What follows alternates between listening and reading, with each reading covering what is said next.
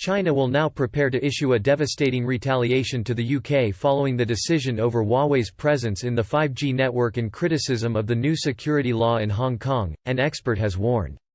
According to Professor Steve Sang, from the School of Oriental and African Studies, following the government's decision to remove Huawei kit from 5G network, Beijing will now issue a stern response to the Britain.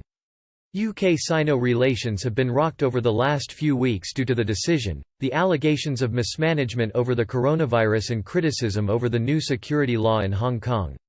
With the Huawei decision now confirmed, Mr. Sang stated there are a range of options Beijing may implement in response.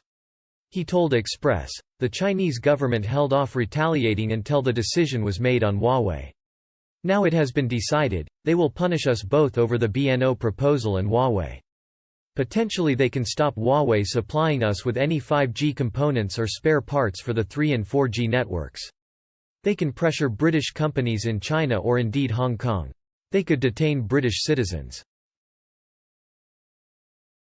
They could restrict collaborations with British institutions. It will depend on who it deems to be expendable to them and what can exert pain on us.